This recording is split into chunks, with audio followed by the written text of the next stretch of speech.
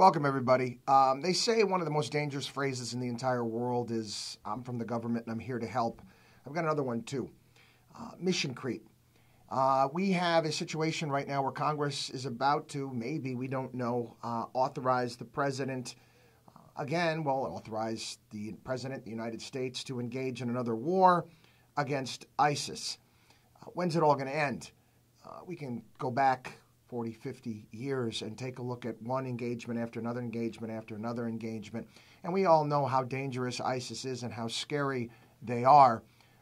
But where are we fighting? What are we going to do? What is the mission? What are we hoping to accomplish? Are we just going to continue to randomly bomb things? Let me tell you something. Randomly bombing just hasn't worked out that well. Hasn't. Whether it be Iraq, whether it be Vietnam, whether it be Libya, random bombing hasn't worked. What are we trying to achieve? What are we trying to do? Nobody knows. And then we end up getting into points where, now we need troops on the ground. Hence, mission creep. I don't need any more of this. Well, at first it was, okay, we're not going to get involved. And then it became, well, we're not going to get involved, but okay, we're you know what, we're going to get involved. We're going to put launch airstrikes, but we're not going to put boots on the ground. And it was also, we're not going to get involved in Syria. We'll get involved in Iraq, but not Syria. Well, lo and behold, we've gotten involved in Iraq. We've gotten involved in Syria. We haven't put boots on the ground. We've launched airstrikes in both of those places, but I think that that's the next step in doing that. Oh, and also, too, we've provided the Iraqi military with weapons, which, upon the first sign of trouble, what do? Well, they dropped their weapons. So I'm not so sure how that's going to turn out because of the fact that, as we've talked about so many times on our program, we have no foreign policy. So I can't even tell you what the next course of action is going to be or how we're going to execute it, especially with lack of support from our allies. In the same way that the St. Petersburg Police Department shouldn't be getting involved in, let's say, Chicago and the violence in their inner cities. That is not their neighborhood. They got to worry about our own neighborhood. I don't think the United States should be getting involved. Seems to me the Jordanian airstrikes are working just fine.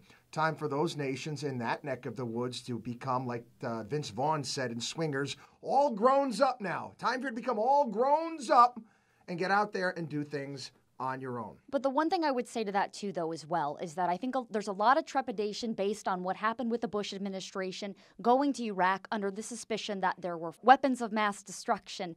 And a lot of people said, well, we never fully found them. We did find some traces of them, although I'm sure they were destroyed. But because of that, there has been so much trepidation in this administration to be able to go forward with that and to put those troops on the ground. And in fact, that was one of the major victories of President Obama. At least that's one of the victories that he touted, was the fact that he was able to get us out of there and withdraw troops from Afghanistan. But unfortunately, as we've seen, whether it be Iraq, whether it be Afghanistan, any of these nations that harbor terrorists, we have seen that the job really wasn't completely done.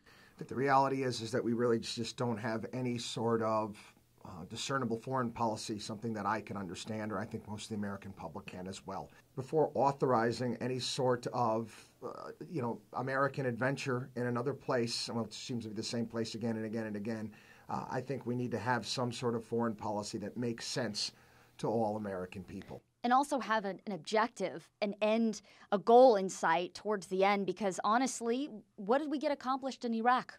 We really don't know. Yeah, Saddam Hussein was taken out of power and everything, but aside from that, there really wasn't an end to it all other than, the fact that we were able to withdraw troops. And so again, if there's no end in sight, what's the objective to begin with? Yeah, bull in a china closet is not a foreign policy, and that's what we seem to be, just breaking things all over the place. Neither is don't do stupid stuff either. You got it.